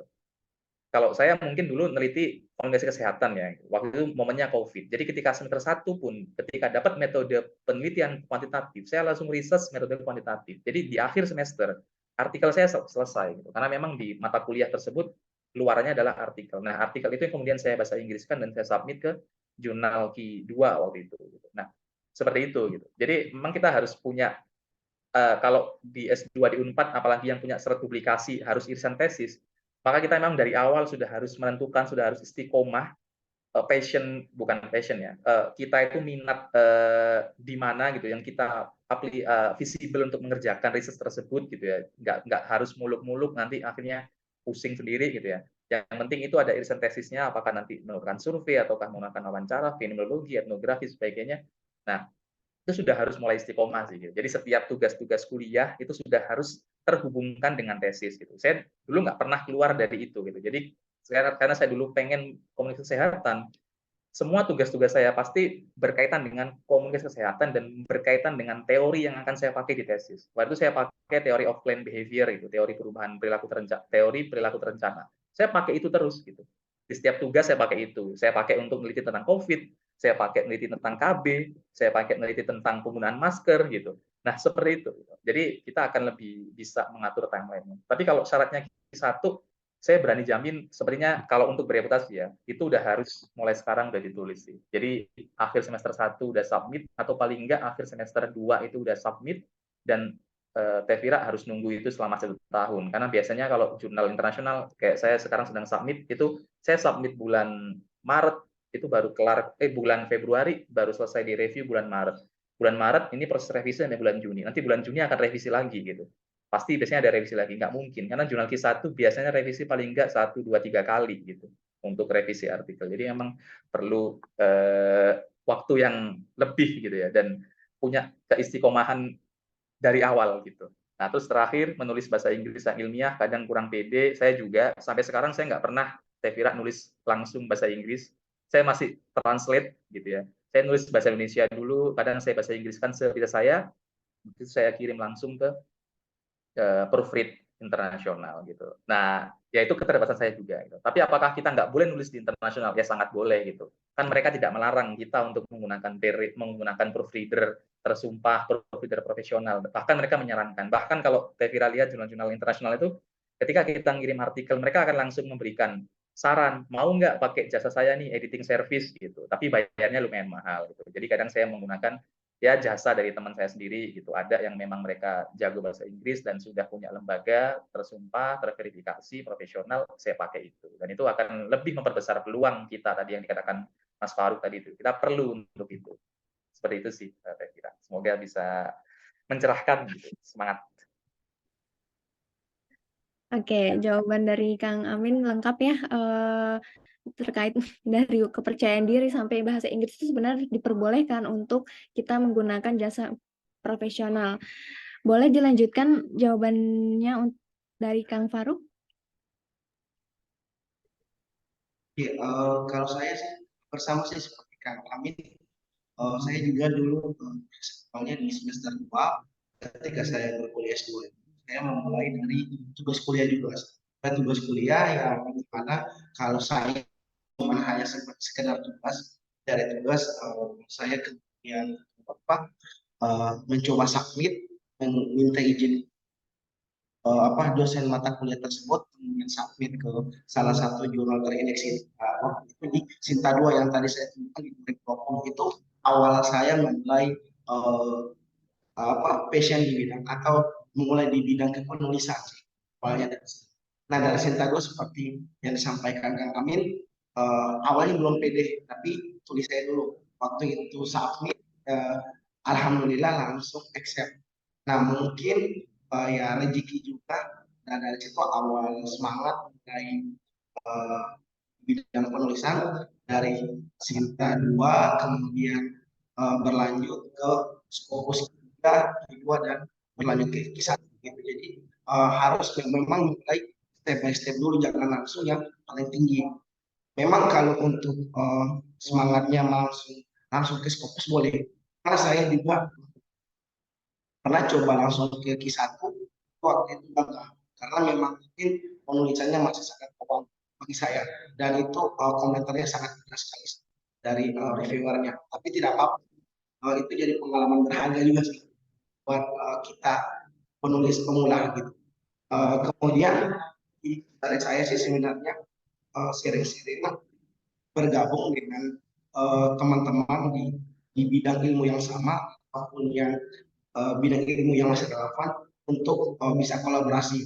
Kalau saya sendiri sih lebih banyak bergabung dengan salah satu teman karena dia sudah punya istilahnya punya jejak atau jejak untuk penulisannya. Saya belajar dari dia karena kalau kita belajar hanya mengharapkan dari perkuliahan itu hanya dikasih secara umum saja, karena kayak yang tadi Kak Amin berikan, saya berikan mungkin di kuliah hanya sekilas, tapi kita bisa dapatkan itu dari cara membuat cara buat submitnya seperti apa, cara proofreadnya seperti apa, atau bisa pun juga dengan aplikasi-aplikasi yang membantu kita dalam penulisan Inggris. Nah, sekarang banyak sekali untuk bahasa Inggris, jangan takut salah. Saya juga seperti Kang Amin mulai tulis juga dengan bahasa Indonesia. Kemudian saya proofread ke misalnya ke Unpad itu melalui dosen saya, atau bisa menggunakan Grammarly yang premium. Nah, itu bisa membantu kita dalam penulisan yang kita ingin update. Itu sudah sangat banyak, jadi jangan takut kalau gagal, coba lagi. Dan ya, kalau saya sendiri gagal 4 kali di Scopus, yang tadinya Q3 ditolak 3 kali, maunya di dua, dan itu jadi modal yang diberi reward oleh LPDP. Jadi jangan takut untuk coba sih. Mungkin itu sih. Baik, terima kasih Kang Faruk sudah cerita terkait pengalamannya ya. Jadi memang pada intinya kita tuh tidak boleh baper ya, karena pasti akan ada jalannya kalau diterima. Alhamdulillah, kalau ditolak kita belajar lagi dan menulis lagi. Kepada Teh Vira, bagaimana atas kedua jawaban dari Kang Amin dan Kang Faruk? Insya Ada yang Allah ingin sama jawab. diklarifikasi? Oke, terima kasih Teh Vira. Amin, Kang Faruk, untuk kita semua yang sedang berjuang menerbitkan dan bisa berpengalaman juga seperti akang-akang. Insya Allah. Amin, amin. Semoga yang ada di dalam ruang Zoom hari ini semuanya bisa publikasi ya, ilmu dari Kang Amin dan Kang Faruk bisa kita aplikasikan. Oke, terima kasih Teh Vira. Selanjutnya tadi ada yang sudah raise hand, mungkin Kang Akbar. Apakah jadi bertanya, Kang? Ya, Teh. Baik. Terima kasih Teh Desi. Dipersilakan, Sarah. Kang. Oke, baik. Terima kasih kesempatannya. Sangat luar biasa sekali dari narasumber ya. Ada masukan-masukan buat kita yang akan menulis. Perkenalkan, saya Muhammad Akbar dari S3 Ilmu Kesejahteraan Sosial. Jadi ini bukan pertanyaan, tapi mungkin sharing aja kepada para narasumber gitu. Jadi terkait dengan kewajiban dari universitas untuk menerbitkan publikasi gitu kan, dan akhirnya diganjar predikat cum laude, itu kan membuat mahasiswa semakin bersemangat gitu. Namun tidak bisa dipungkiri bahwa tidak semua mahasiswa bisa menulis gitu, kayak tadi Teh Vira dikatakan newbie, saya pun demikian. Dan di S3 pun seperti itu, bahwa tidak semua mempunyai latar belakang sebagai peneliti, akademisi, gitu kan. Bisa saja ada dari praktisi, atau mungkin ada yang fresh graduate gitu, yang memang ingin kuliah aja gitu ya. Jadi seperti itu. Nah, akhirnya hambatan-hambatan seperti ini menciptakan beberapa peluang-peluang dari pihak eksternal. Mungkin para narasumber mengetahui misalnya ada munculnya beberapa konsultan publikasi yang dalam tanda kutip ingin membantu para mahasiswa atau para dosen yang ingin menerbitkan tulisannya atau artikelnya di jurnal-jurnal yang terindeks gitu. Nah, ini tantangannya bagi mahasiswa sendiri, apakah ingin kita benar-benar pemikiran kita sendiri atau ada bantuan dari misalnya konsultan tersebut. Nah, bagaimana tanggapan atau tanggapan dari para narasumber terkait lahirnya konsultan-konsultan publikasi ini gitu. Nah, di satu sisi memang di bulan Februari kemarin itu sempat viral juga terkait dengan apa namanya, ke konsultan publikasi ternyata abal-abal, ternyata luar negeri dari Rumania, ternyata kantornya ada di salah satu kabupaten di Sumatera Utara. Nah, ini kan akhirnya membuat orang kurang yakin terhadap kualitas publikasi kita gitu. Nah, apalagi misalnya yang mahasiswa yang fresh graduate kan tidak semua mempunyai luaran atau outcome-nya nanti ingin jadi dosen atau misalnya jadi peneliti gitu. Mungkin hanya sekedar kuliah atau menambah pengetahuan. Jadi seperti ini, tantangan seperti itu bagaimana tanggapannya untuk para narasumber? Itu yang pertama. Yang kedua adalah terkait dengan apa namanya, publikasi itu tadi tidak, karena kita terkait dengan waktu ya, misalnya untuk S2, S3 dan untuk penerbitan sampai publikasi itu bisa memakan waktu. Dulu pengalaman saya untuk Sinta 2 sampai 6 bulan dengan review editor sampai 3 kali, belum dari mitra bestarinya itu sangat lama. Jadi mungkin bisa diberikan apa namanya, masukan-masukan juga kepada yang ingin menulis bahwa tidak harus berbasis riset, mungkin bisa review artikel atau misalnya bibliometrik. Bahkan kemarin ada senior dari FIKOM juga, masih semester 4 kalau nggak salah, Mas Kartono gitu, yang terbit sampai Q1, itu dia hanya book review, tapi harus memang betul-betul memilih, saran dari beliau harus memilih betul-betul jurnal yang membuka skop book review atau literatur review. Mungkin itu yang bisa saya sampaikan, kurang lebih hanya sekedar sharing dan mohon masukannya dari Akang narasumber. Terima kasih. Assalamualaikum warahmatullahi wabarakatuh. Waalaikumsalam warahmatullahi wabarakatuh. Baik, terima kasih Kang Akbar. Mungkin pertanyaannya bisa ditujukan kepada kedua narasumber, dimulai dari Kang Faruk mungkin. Dipersilakan Kang. Kalau saya sendiri sih nilai yang konsultan itu sebenarnya tergantung sih dari kitanya. Kalau saya sendiri sih langkah baiknya kita saja sih yang baik. Jangan tulisan kita jelek, karena apa? Nanti kita bisa konsultasi atau kita bisa diskusi dengan dosen, misalnya bagiannya itu bagian dari riset kita atau reviewnya itu bagian dari mata kuliah tugas kita. Nah, itu kita bisa meminta tolong dari dosen mata kuliah atau dosen nanti dosen pembimbing. Jadi kita bisa melalui mereka. Kalaupun melalui konsultan, kalau saya sendiri sih memohon jangan ada pakai konsultan sih kalau bisa. Karena ujung-ujungnya nanti kalaupun kita kebanyakan ekspor, kita nanti praktisi ataupun kita dosen peneliti, pasti kita tidak akan jauh lari dari penulisan. Jadi mungkin hal ini perlu diperhatikan. Kemudian yang kedua mengenai tips dan trik, mungkin kalau saran saya tidak tahu ya kalau di Vkom dan fakultas lain di Unpad itu seperti apa. Kalau di farmasi itu syarat lulusnya kalau cum laude harus minimal. Nah, saran saya itu ketika kita menulis proposal itu kan kita mengumpulkan banyak sekali artikel kan. Nah, itu kita bisa mengambil kesempatan untuk membuat suatu review artikel.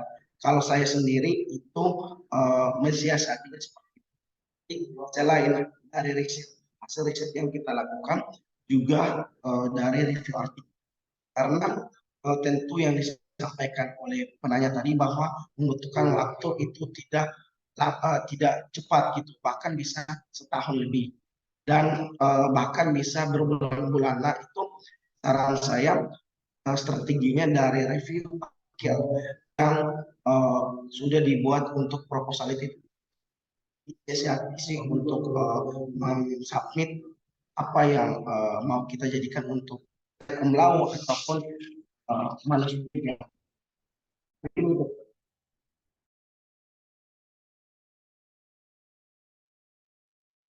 Oke, baik. Terima kasih jawabannya dari Kang Faruk. Boleh dilanjutkan oleh Kang Amin? Oke, terima kasih Mas Akbar atas komentarnya terkait dan sharing-nya gitu ya. Komentar saya terkait soal kewajiban publikasi ya di institusi gitu. Maka saya akan berangkat pada setiap institusi pasti punya profil lulusan Mas Akbar gitu. Jadi Unpad pun atau bahkan lebih kecil tingkat prodi pun mereka sudah punya kriteria, sudah punya profil gitu. Lulusan seperti apa yang mereka inginkan. Nah, ketika mereka menginginkan lulusan yang kemudian punya kemampuan dalam research, maka kemampuan publikasi, kemampuan penelitian itu sudah menjadi hal yang tidak bisa kita hindarkan gitu. Dan itu sebenarnya adalah hal yang kita bisa hindari kalau misalkan kita melihat itu di awal gitu. Ketika kita mau memilih Unpad, kayak saya dulu di Vkom, saya tahu, oh ternyata di Vkom 4 memang mereka nuansanya ada nuansa research gitu. Mereka bukan coursework gitu. Di Unpad kan ada prodi yang memang coursework gitu, yang fokusnya memang tidak ada research, tidak ada apa, memang fokusnya mereka final project. Atau mungkin di kampus-kampus luar negeri, Oxford, Stanford pun kalau kita lihat mau di Ayunda, mereka mau di Ayunda lulus dari Stanford nggak ada publikasi artikel jurnal, karena mungkin profil lulusan dari Stanford seperti itu. Tapi ketika kita kembali ke Unpad, profil lulusannya mengharapkan kita untuk bisa punya skill, kemampuan research, maka itu adalah hal yang tidak bisa akhirnya kita bantah, aku nggak mau gitu. Ya, kita sudah masuk di kolam itu, kita diproduksi sedemikian rupa, maka kita harapannya bagi Unpad keluar sebagai lulusan yang seperti yang di Unpad cita-citakan sesuai visi misi Unpad gitu. Jadi kalau ibarat kita masuk pabrik, mereka ya pengennya rotinya seperti ini gitu. Nah, kita nggak bisa kemudian menentang, saya mau jadi roti yang biasa-biasa aja gitu. Nah, itu adalah hal yang kemudian ketika kita sudah memilih, maka kita sudah harus legowo, sudah harus terima, agar kita bisa bergerak untuk maju. Kita punya, tadi itu kalau saya bilang mamba mentality itu ya, hanya kita punya kesempatan, oke, aku sudah masuk ke ruangan ini, kalau kita masuk masuk akmil gitu, oke, aku udah masuk akmil, berarti aku harus jadi tentara yang bagus, aku udah bisa menembak, aku harus bisa terjun payung sebagainya. Nah, itu udah hal yang nggak bisa kita hindarkan. Begitupun kita ketika kita memilih Unpad gitu, yang sejak awal, apalagi kita award di LPDP gitu ya, yang kalau kita wawancara itu pasti kan interviewer pasti tanya gitu, seberapa jauh kemudian kita mengetahui profil tujuan kampus kita, kenapa kemudian kita memilih Unpad. Nah, pasti kita punya punya alasan itu gitu. Nah, itu adalah hal yang nggak bisa kita hindarkan gitu ya. Dan ya kalau kita udah masuk, kita hanya bisa berdamai gitu ya untuk kewajiban publikasi gitu. Nah, terus kemudian yang kedua adalah akhirnya ini memunculkan layanan abal-abal gitu. Nah, ini yang kemudian saya setuju sama Kang Faruk tadi ya. Alangkah baiknya kita hindari itu gitu ya. Jangan sampai kemudian kita terjebak dengan hal tersebut. Karena yang tadi saya bilang, tipsnya adalah kita harus berkumpul dengan orang-orang di kolam yang sama gitu. Mereka punya semangat untuk mengeluarkan versi terbaik dari mereka. Aku udah masuk Unpad. Caranya keluar adalah cara keluar dengan status terbaik, aku harus punya publikasi. Ya udah, aku harus cari teman-teman yang mau ngajari aku untuk publikasi gitu. Teman-teman saya banyak, Kang Akbar, teman saya juga banyak dari fresh graduate, banyak sekali, tapi mereka juga akhirnya bisa lulus dengan Sinta 2, Sinta 5 gitu, yang mungkin di Vkom syaratnya masih itu ya waktu di angkatan saya. Dan mereka berhasil untuk itu gitu. Dan mereka nggak malu untuk sharing, ya udah gimana Mas Amin nanti nyari jurnalnya seperti apa. Bahkan kita langsung adakan langsung ke prodi. Pak, ini rata-rata semua teman-teman adalah fresh graduate, bahkan praktisi, mereka nggak punya pengetahuan artikel ilmiah seperti apa. Ayo diadakan hearing gitu. Kita inisiasi itu gitu. Kita harus bergerak itu. Ya alhamdulillah kalau kita award di LPDP gitu ya, misalkan di prodi kita award di LPDP, kita punya inisiasi untuk itu. Kalau award di LPDP kan biasanya punya inisiatif yang tinggi gitu ya untuk menggerakkan itu gitu. Nah, kita bilang ke prodi, Pak kita nggak paham, mumpung masih semester 1 nih, ayo kita mulai nih, teman-teman butuh publikasi, butuh tips publikasi seperti apa, dosen pasti berpengalaman, alangkah baiknya kita juga dituntun gitu. Nah, itu lebih bagus lagi gitu. Jadi kita akan masuk di kolam yang punya semangat yang sama untuk kita menjadi luaran yang sesuai dengan visi visi prodinya gitu. Nah, terus kemudian terikat waktu, jelas gitu. Makanya saya bilang tadi mumpung masih semester awal gitu ya, memang sudah mulai gitu ya. Sudah harus mulai membangun keistiqomahan kita gitu. Kita sudah harus titiknya tadi itu. Kita harus mulai legowo gitu. Kalau kita udah legowo, syaratnya sedemikian rupa, maka kita sekarang udah pasti besok udah bergerak gitu. Oke, syaratnya nggak bisa diubah. Berarti aku harus nyari orang-orang yang bisa bantu aku gitu. Nah, itu yang kemudian memang sudah harus dilaksanakan secara praktis. Kemudian terkait publikasi, ada banyak modelnya. Seperti di LPDP tadi kalau Teh Vira kalau nggak salah ya, Ada memang yang book review gitu ya, book review sebagai salah satu alternatif. Kalau tadi yang saya share di sini sama Kang Faruk itu memang lebih ke artikel research gitu ya, lebih ke original artikel. Tapi ada yang kemudian bikin book review. Berarti itu menuntut kita untuk lebih banyak membaca buku dan kemudian kita bisa menginterpretasikan apa dari hasil buku tersebut. Nggak masalah, itu opsi yang kemudian kita bisa pilih. Tapi kita juga perlu kembalikan lagi ke syarat. Apakah nanti syarat lulusnya itu harus book review, bolehkah book review atau harus research artikel? Nah, itu kita harus kembalikan lagi. Kalau ke LPDP saya nggak tahu. Sepertinya book review udah bisa untuk mengklaim artikel research, untuk mengklaim reward ya kalau nggak salah ya. Kadang book review itu kan cuma bikin 3 halaman, tapi kita baca buku 1 buku ya untuk kita intisarikan, kita interpretasi, kemudian kita publikasikan. Dan itu biasanya lebih cepat kalau book review gitu. Book review terbitnya kadang ya 3 bulan tuh udah bisa terbit karena mereka tidak double blind review. Book review hanya dibaca oleh editor dari jurnal gitu. Apakah editor setuju bahwa dengan book review kita? Kalau mereka setuju, kadang direvisi dikit, kata-kata bahasa Inggrisnya kurang bagus atau apa, habis itu terbit gitu. Tidak double blind review. Memang beda tahapannya. Tapi statusnya di LPDP sejauh ini, saya bilang sejauh ini ya, masih diakui yang sama. Meskipun ada perdebatan di bawah teman-teman, wah nggak adil lah, masa book review 3 halaman doang dapat 25 juta Q1 gitu. Sedangkan yang artikel review, research, ke lapangan, ke lab juga berjuang setahun untuk tembus Q1 Q2 tapi juga dapatnya 25 juta itu lagi rame itu. Nah, saya nggak tahu. Yang penting sejauh ini kebijakan LPDP masih mengizinkan untuk kita bikin bibliometrik, kita bikin book review, kita bikin artikel review, itu sangat diizinkan. Jadi terserah nanti teman-teman kira-kira mampunya apa gitu. Kayak misalkan sekarang nih, tadi Vira bingung mau riset apa buat syarat tesis. Nah, sekarang praktis aja langsung. Ya udah, sekarang aku belum mau riset lapangan nih. Ya udah Kak, saya mau riset soal bibliometrik dulu deh gitu. Saya ingin atau literatur review deh gitu. Saya ingin melihat sejauh mana sih kajian tentang PR, tentang branding di Indonesia gitu. Kita ingin melakukan pemetaan itu. Nah, itu kita bisa teliti. Kita ambil datanya dari Scopus, kita ambil datanya dari Google Scholar atau apa. Kita intisarikan, oh ternyata sejauh ini riset branding di Indonesia itu cenderung naik semakin banyak gitu. Kemudian topik-topiknya apa aja. Kemudian adakah yang brandingnya juga menyangkut e-government branding atau apa, oh metodenya cenderung seperti apa. Nah, itu artikel literatur review gitu ya, atau artikel bibliometrik bahkan menggunakan Fosviewer dan sebagainya. Banyak sekali metode, dan kalau kita bahas di sini itu akan jadi satu sesi sendiri gitu ya untuk alternatif research yang kita bisa untuk coba lakukan gitu dalam perjuangan meraih status lulus. Saya lulus dari Vkom 4 dulu bukan riset lapangan, Vira. Jadi risetnya dulu saya pakai sistematik literatur review. Gitu. Jadi saya ambil data dari Scopus tentang kajian KB di Indonesia, di dunia gitu. Saya lihat, oh ternyata kajian KB itu seperti ini gitu. Itu saya interpretasikan dan saat saya bikin artikel dan terbit di Sinta 2, akhirnya lepas syarat lulus lega gitu. Nah, udah seperti itu. Nah, itu bisa coba untuk dilakukan juga. Nah, seperti itu sih menurut saya. Gitu. Nah, itu benar Kang Akbar tuh, SLR, Systematic Literature Review, atau ada metodenya Prisma. Kalau kita bahas jadi satu pertemuan sendiri. Oke, terima kasih. Terima kasih Kang Amin dan Kang Faruk atas jawabannya dan pengalaman-pengalaman dari penelitian dan publish jurnalnya. Bagaimana Kang Akbar untuk jawabannya? Apakah ada yang dikonfirmasi kembali? Baik, terima kasih sudah sangat cukup dan jadi saran juga buat buat KBA berikutnya bisa diadakan seperti ini. Mungkin dosen atau kaprodi atau bahkan dekan mungkin bisa jadi pemateri. Ya, terima kasih para Kang narasumber dan PDC. Baik, terima kasih kembali Kang Akbar. Mungkin tadi ada satu pertanyaan lagi dari Teh Yuni. Ya, Assalamualaikum. Terima kasih atas kesempatannya Pak Moderator. Izin bertanya, mungkin Kang Amin dan Kang Faruk ini boleh keduanya ya menjawab berkaitan dengan tadi. Mohon maaf, Teh Yuni suaranya agak jauh. Halo, kalau sekarang? Iya, boleh diulangi kembali? Baik, ini pertanyaannya untuk boleh keduanya ya, dari Kang Amin maupun Kang Faruk.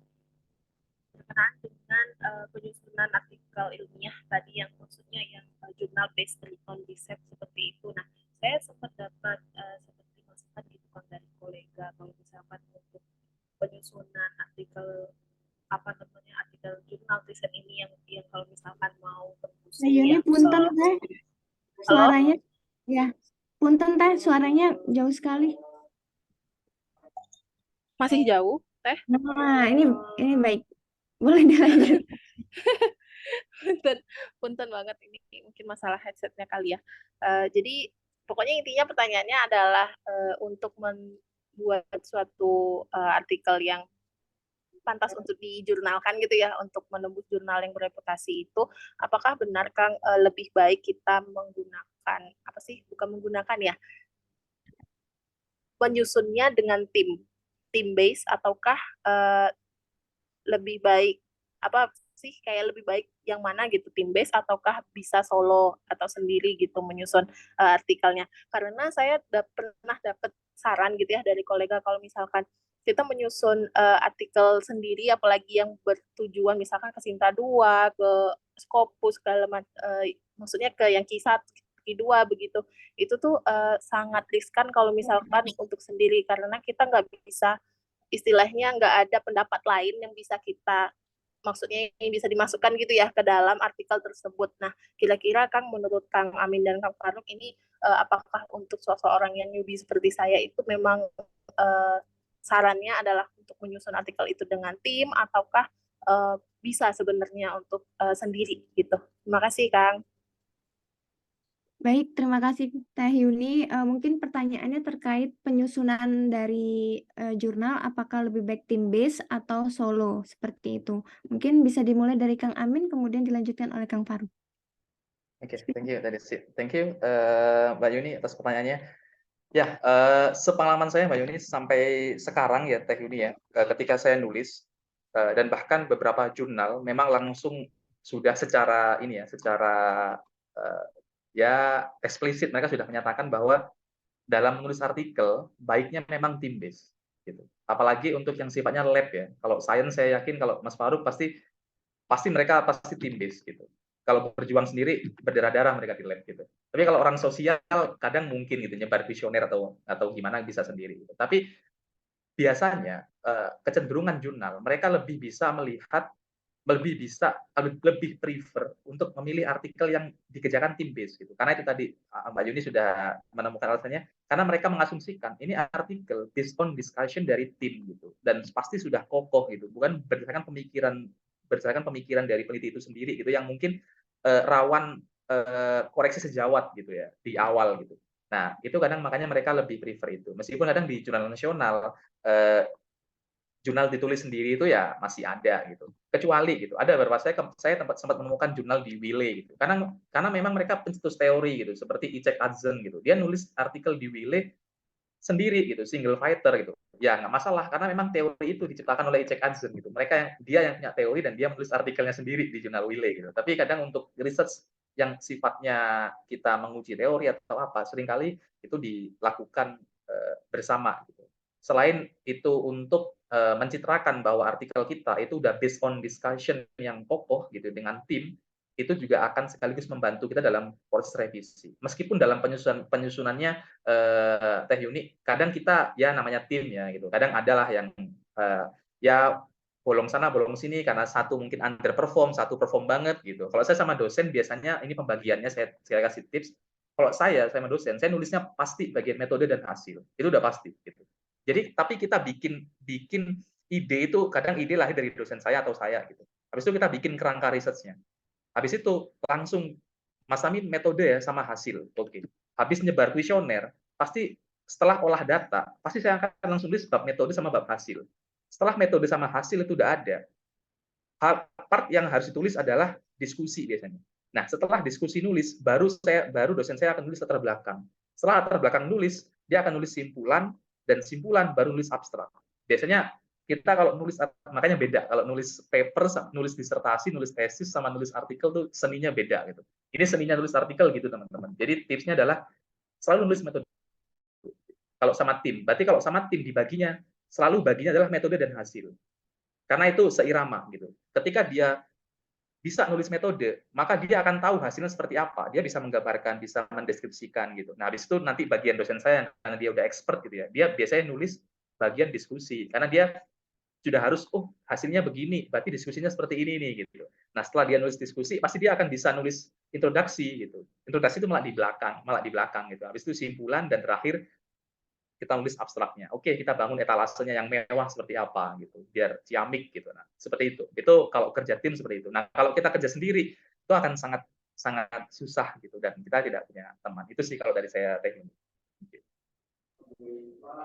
Baik, terima kasih Kang Amin. Mungkin dari jawaban Kang Amin tadi terkait tipsnya ya, dari mulai baiknya dari tim base, kemudian juga dimulai dari metode dan hasil, lanjut nanti baru diskusi dan introduction. Karena ketika kita sudah bisa melakukan penulisan diskusi, otomatis kita akan bisa melakukan penulisan introduction seperti itu ya, Kang Amin.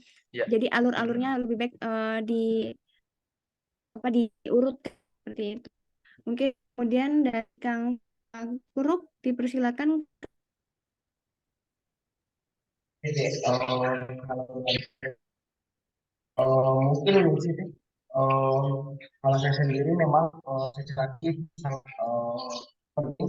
Kenapa? Karena dari secara tim kita akan menjadikan obligasi yang kenapa? Karena kalau kedengaran suara saya, Terdengar, oke, Pak.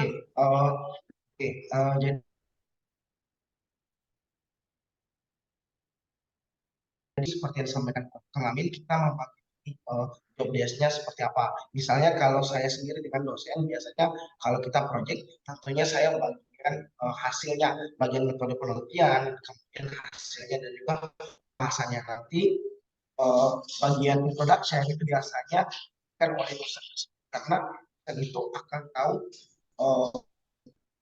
apa namanya, kenapa penelitian ini perlu dilakukan. Itu dosennya sendiri yang akan menulis bagian introduction-nya. Karena di introduction itu perlu perlu dosen sendiri biasanya, karena kekuatan manuskrip itu biasanya juga terletak pada introduction, karena awal dibaca itu introduction setelah nanti secara solo itu juga tidak masalah, karena kebetulan alhamdulillah, tapi itu setelah kita proses ini apa namanya timnya, jadi kita sudah jangan masih pemula langsung bersolo karir, tetapi kalau sudah sudah makin kesini, bolehlah untuk mencoba menulis solo. Karena alhamdulillah saya pernah coba di Sinta 3 sama Scopus itu bisa lebih tinggi. Karena kebetulan kalau saya sendiri bisa mengerjakannya secara simulasi menggunakan komputer sendiri, tidak masalah. Mungkin itu sih. Jadi kembali lagi sih ke bagian penelitian yang mau kita lakukan, apakah bisa secara tim atau secara perorangan. Kalaupun saran saya baiknya tim, karena makin tinggi jurnal yang mau dipublikasikan atau disubmit itu biasanya kualitasnya juga makin sangat perlu diperhatikan atau Baik, terima kasih jawabannya Kang Faruk. Mungkin kan dari pengalaman Kang Faruk, dari pengalamannya mungkin kita bisa tim base dulu. Nanti kalau kita udah terbiasa dan kita sudah terlatih ya untuk menulis, mungkin baru kita coba untuk solo. Seperti itu ya Kang ya. Baik, terima kasih Kang Faruk. Bagaimana Teh Yuni atas jawaban kedua pemateri kita? Ada yang dikonfirmasi kembali? Ya, terima kasih banyak Kang Faruk dan Kang Amin. Mungkin memang jadi pilihan ya untuk tim base dulu, baru nanti ketika udah jam terbang tinggi istilahnya baru bisa menulis secara solo. Ya, terima kasih banyak, Kang. Baik, terima kasih kepada Teh Yuni. Mungkin waktunya sudah 11.45 ya, udah mendekati waktu zuhur. Karena di sini juga sudah zuhur sih sebenarnya. Mungkin setelah ini saya bisa kembalikan kepada MC kita, Teh Jihan. Saya selaku moderator pada siang hari ini ya, untuk diskusi kita. Mohon maaf jika ada kesalahan, baik itu dalam sikap, kemudian tutur kata saya. Saya akhiri, wabillahi taufiq wal hidayah. Wassalamualaikum warahmatullahi wabarakatuh. Saya kembalikan ke Teh Jihan. Mangga Teh. Baik, dan akhirnya kita sudah sampai di penghujung acara. Terima kasih untuk Akang Teteh yang sudah bergabung dalam jaringan ini, tentunya di acara KBA Sharing Session, kiat penulisan artikel dan publikasi di jurnal ilmiah terindeks nasional dan internasional. Terima kasih untuk seluruh pendukung acara, terima kasih untuk Teh Desi selaku moderator, dan tentunya terima kasih untuk Kang Amin dan juga Kang Faruk selaku pemateri pada acara kita hari ini. Semoga ilmu yang kita dapatkan kali ini bisa bermanfaat untuk Akang Teteh Award LPDP Unpad dalam menulis dan mempublikasikan artikel ilmiah, dan tentunya semakin semangat untuk terus berkarya.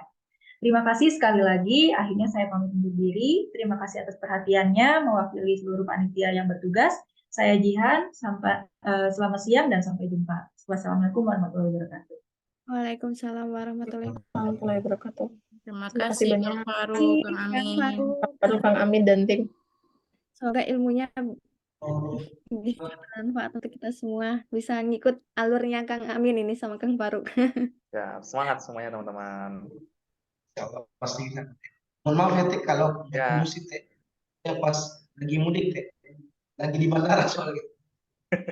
Ya, enggak apa-apa Kang Faruk. Terima kasih juga atas waktunya. Izin lift ya teman-teman ya, semuanya semangat. Saya ini juga Teh. Ya, assalamualaikum Teh.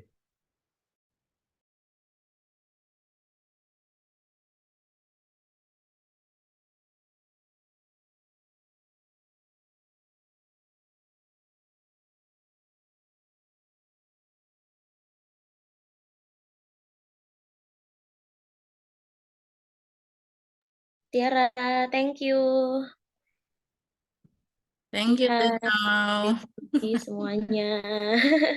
Thank you ya divisi akademik, good job acaranya. Semoga di next acara kita bukan ngadain yang internal, tapi ngajak yang orang luar juga. Iya, soalnya banyak ya yang mau. Iya banyak yang mau ya, cuman kita prioritasin hari ini yang internal dulu. Dan alhamdulillah tadi 30-annya yang ikut. Thank you Dan semuanya. ya, kalau ngajak kalau ngajak yang luar nanti kita pakai Zoom yang 300 sampai 500 orang.